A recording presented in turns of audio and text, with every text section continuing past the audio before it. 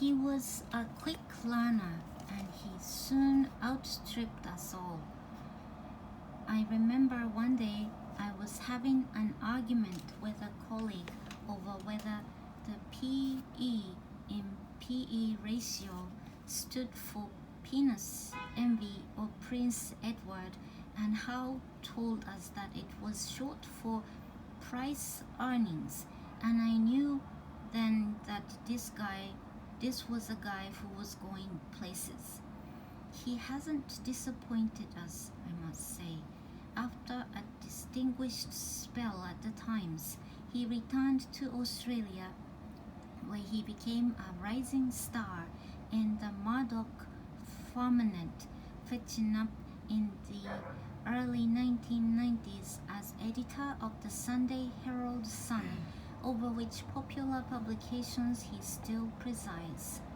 When I think of him sitting there at the Times in his little neckerchief and blue shirt, my old heart swells with pride.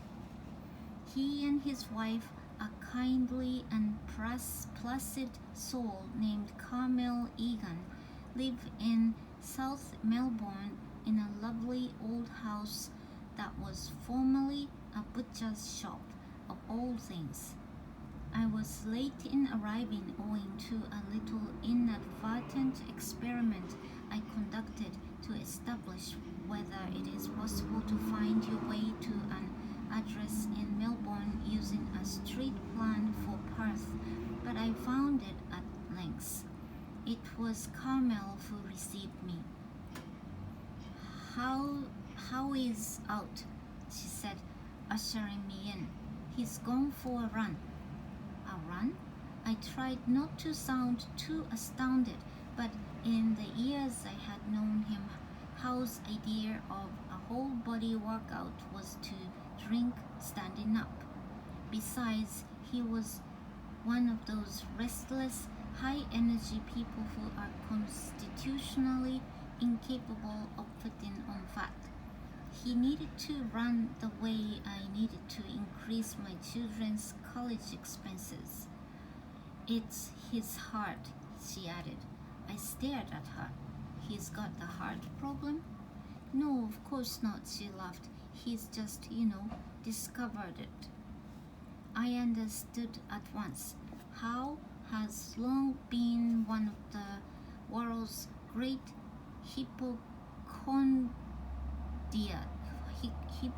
hypochondriacs.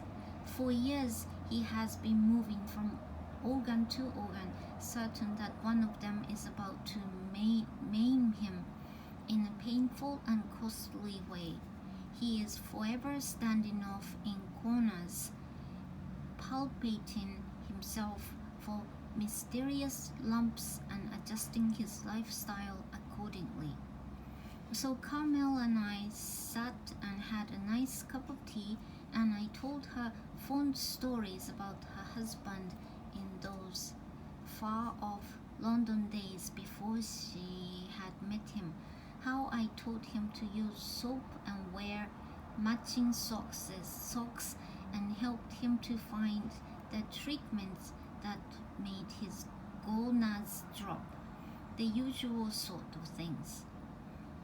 It was at this point that the great man himself flopped into the house, extravagantly flushed, breathless and sweaty.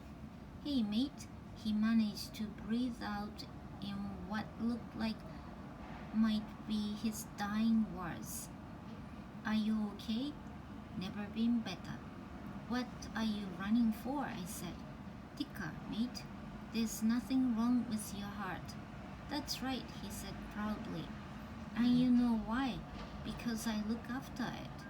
He nodded sagely as if I hadn't thought of that, and cast a privately thoughtful glance at my bulk. In the evening we walked to a local restaurant where we talked agreeably about a million things. Mutual friends, work, where I had been on this trip and where I was going, all the sorts of things you talk about when you get together with friends you see but rarely. At one point, Hal mentioned casually that he had recently been boogie boarding at Byron Bay in New South Wales when he had encountered a shark. Truly? I said, impressed. He nodded. It was a fair size too, 9 or 10 footer, I'd say. So how close was it? Close. I could just about have touched it. So what did you do? Strategically retreated. What do you think? Weren't you scared? He made a look of sudden enthusiasm as if I had just put my finger on something. Yeah, he said, I was a bit. A bit?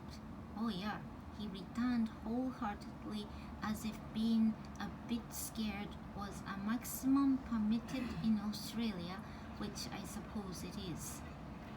This led to a fond recollection of other near-death experiences with animals, of which Australians always have a large fund. An encounter with a crocodile in Queensland, killer snakes nearly stepped in, waking up to find a redback rappelling on a thread toward one's face. Australians are very unfair in this way. They spend half of any conversation insisting that the country's dangers are vastly overrated and that there's nothing to worry about, and the other half telling you how 6 months ago their Uncle Bob was driving to Mudgee when a tiger snake slid out from under the dashboard and bit him on the groin. But it's okay now because he's off the life support machine and they've discovered he can communicate with eye blinks. I was, of course, all ears for all of this. So what's the story with the crocodile? I asked eagerly. Hal smiled with just a hint of sheepishness. Well, Carmel and I were on holiday up in Queensland at the place called Port Douglas when we decided. He saw her about to correct him. When I decided that it would be fun to hire a boat and go out for a little fishing. In a crocodile-infested estuary, Carmel added. She turned to me. Alan was too cheap to pay for a big boat with a guide, so we got a little boat by ourselves, a very little boat. She allowed him to continue. So we got this little boat, he went on, with a magnanimous nod in her direction, with a little outboard motor on it, and we set off across this kind of estuary. The estuary was annoyingly crowded with other boats, but I spotted an inlet and I thought, oh, we'll try up there. The inlet turns out to be a river, a really beautiful one. So we go cruising up this river and it's just wonderful. Your quintessential tropical paradise. Big green river, jungle backdrop, colorful birds flying through the trees. You can imagine it. Best of all, there's not a sound, not a soul around. We've got it all to ourselves. So we find a nice spot and I cut the engine and we are sitting there with our fishing lines in the water, having a nice relaxing time when Carmel points out a kind of muddy, bare patch on the bank and we realize it's a crocodile launching place. Couldn't be anything else.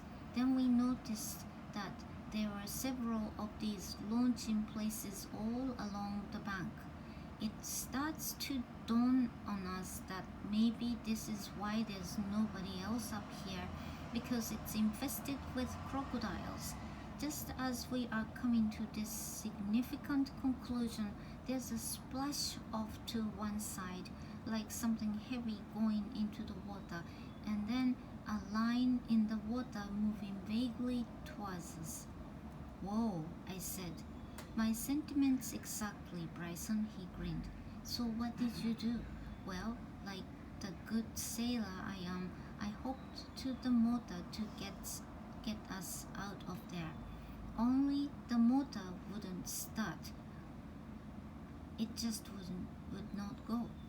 Meanwhile, Carmel interjected. I'm sitting in the back of the boat watching this lion coming towards us and saying, Alan, the crocodile coming. It's definitely coming our way. Let's get out of here, mate. What do you say? And I'm pulling on the cord and pulling, and the engine is just going put, put, put, put, and all the while the crocodile's coming. Finally, miraculously, the engine catches and we are able to move off. Only we are pointing the wrong direction. So we've got to go up the river away from where we want to be in order to turn around. Anyway, after much messing around and crashing into banks and a little affectionate discussion of how we are going to die in a minute and it's all my fault, we get turned around. Only to get out of there we've got to go towards where the crocodile is. So where is the crocodile now? No idea. There's no sign of him now. He's there somewhere but we don't know where. He could be right alongside the boat for all we know. The water's so murky you can't see 2 inches into it. But we do know that sometimes crocodiles go for boats. Especially little cheap tinny boats, Camel said, smiling at him. Alan grinned happily. So we throw open the throttle, he went on, and the boat putters along at about half a mile an hour because it is, I have to admit, a very small and cheap boat. We've got to go maybe a quarter of a mile through the crocodile's territory at crawling speed, and all the while we are sitting there expecting to feel a bang against the hull and to be tipped into the water. It was a little unnerving. Did you know, I said, that an outboard motor engine when heard underwater sounds very like the territorial growl of a male crocodile? That's why crocodiles so often go for small boats, apparently. They looked at me with amazement. It's not often a foreigner gets to scare the crap out of Australian listeners, but I had just read the book after all. I'm so glad I didn't know that at Port Douglas, Carmel said. She gave an expansive shiver. But you got back okay, I take it? I asked. Alan beamed. We went down the river, across the estuary, and were out of that boat, and I mean clean out, before it touched the dock. He looked at me with a very pleased and expectant smile. And how long do you think we'd had the boat out? We had hired it for half a day, bear in mind. I indicated that I couldn't guess. Hal leaned toward me, beaming all over. 29 minutes, he said with the supremest pride. Guy told us it was a record. That's splendid, I said. A proud achievement for the Howe family, he added, and you could see that he meant it. Howe had to put out a paper the next day, but Carmel offered to show me the sights. So late the next morning, we drove into the city to drop off my rental car and to do some shopping and have a look around. We were driving down Chapel Street looking for a place to park, and Carmel was telling me about her work. She is a Melbourne correspondent for News International's other Australian paper. When she broke off and said brightly, "Oh, look, it's Jim Cairns," she indicated a little old man crossing the road in front of us, carrying a chair and a card table. He looked a little time-worn, but otherwise unremarkable. He was a deputy prime minister in the Whitlam government, she informed me. I looked at her to see if she was pulling my leg, but she smiled sincerely. "He sells his autobiography at the market over there." She indicated the sort of covered market where you would go to buy vegetables. I looked at her. "He sells books, his own book, from a card table?" She smiled, cheerfully acknowledging that this might strike an outsider as just a trifle cheesy. "I suppose it's a way for him to make a little pocket money," she added. This was a man, you understand, who had not so long ago held the second highest office in the land. The equivalent in America, I suppose, would be to find Walter Mondale sitting at a card table in a mall in Minneapolis selling White House coasters and other memorabilia. "He does this regularly?" I asked. "Oh, he's a fixture. You want to meet him?" "Very much." We found the space and parked, but when we got to the market we discovered that he had gone. Evidently, we had seen him on his way home. "I think things are sometimes a little slow for him," Carmel said sympathetically. "He's been selling the book for a long time." I nodded and reflected, not for the first time, what a strange, small, distant country Australia is.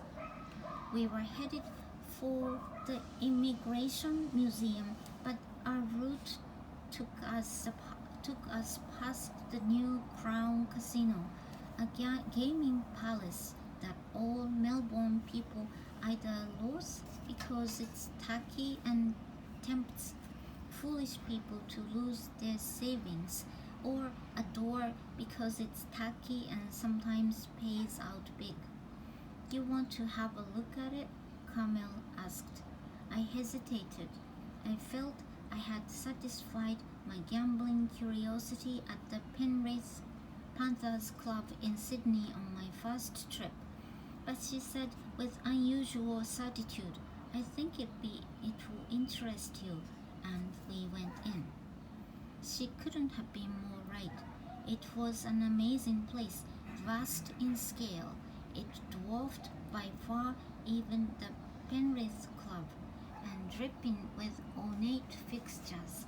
Some kind of frantic laser show involving synthesized music and lots of drifting smoke, the better to show off the dancing beams, I guess, was taking place in the lofty outer atrium, but almost nobody was watching.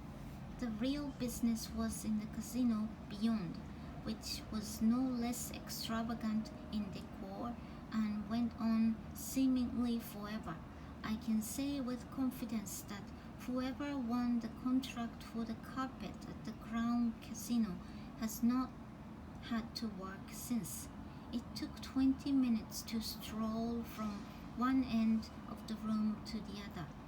The amazing thing was its busyness and strange intensity. It was barely lunchtime and perhaps 2,000 gamblers were already in devoted attendance. Hardly a pit or machine wasn't in full active service. I had never seen anything on this scale outside Las Vegas, and in Las Vegas a good chunk of people are just fooling around and having a good time. But people here were merely intent. At one roulette table, I saw a man distribute perhaps 20 chips around the felt, lose them all, then reach into a wallet and plunk out 20 $25 bills, $50 bills to buy more. Quite slowly, for urban Australia is such a multicultural place that you scarcely notice these things normally. It dawned on me that he and the overwhelming proportion of other patrons were Chinese. I may have misjudged his attire, but he looked like a waiter or cook, certainly not like someone who could afford to lose thousands in the sessions. I mentioned this to Carmel and she nodded. Spectacular gamblers, she whispered. She gave a wan smile. It's huge business. $1 billion a year goes through here.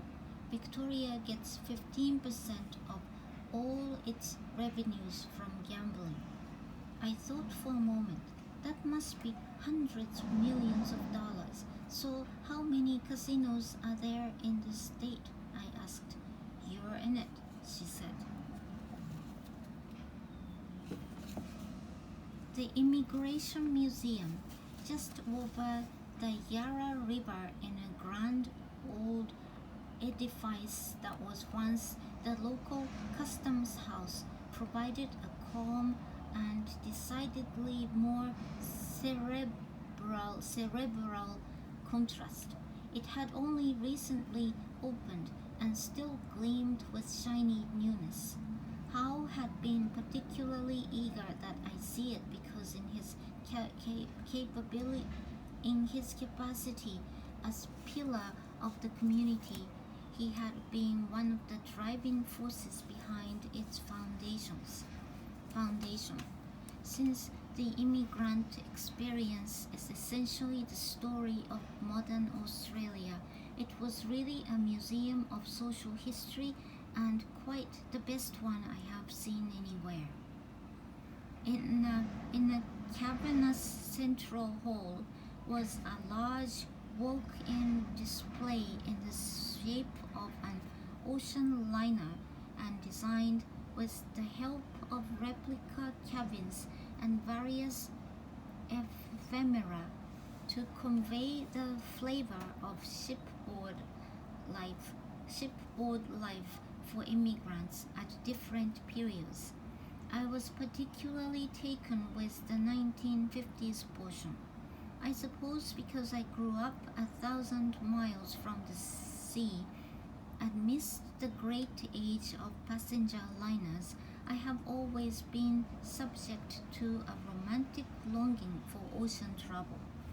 In any case, I found myself helplessly lingering over every trivial detail of shipboard life, studying a 40-year-old menu as if I would soon be making my choice between lamb cutlets and braised beef, imagining my own books and toiletries on the shelf beside the bunk, thinking whether for the tea dancing this afternoon I should wear my baggage label shirt or go for a wild orchids of Hawaii motif. I hadn't realized, or at least hadn't stopped to reflect in anything like an adequate manner, quite what an investment in both time and funds a trip to Australia represented in those days. Until as late as the early 1950s, a round-trip airplane ticket from Australia to England cost as much as a 3-bedroom suburban home in Melbourne or Sydney. With the introduction by Qantas of larger Lockheed Super Constellation airliners in 1954, prices began to fall, but even by the end of the decade, traveling to Europe by air still cost as much as a new car. Nor was it a terribly speedy or comfortable service. The Super Constellations took 3 days to reach London and lacked the power or range to dodge most storms. When monsoons or cyclones were encountered, encountered, the pilots had no choice but to put on the seatbelt signs and bounce through them. Even in normal conditions, they flew at the height guaranteed to produce more or less constant turbulence. Qantas called it, without evident irony, the kangaroo route. It was, by any modern measure, an ordeal. So for nearly every immigrant throughout the 1950s, a trip to Australia meant a 5-week sea cruise. Even now, of course, when you must allow yourself to be sealed into a winged canister for a full day in order to get there, Australia feels a long way away.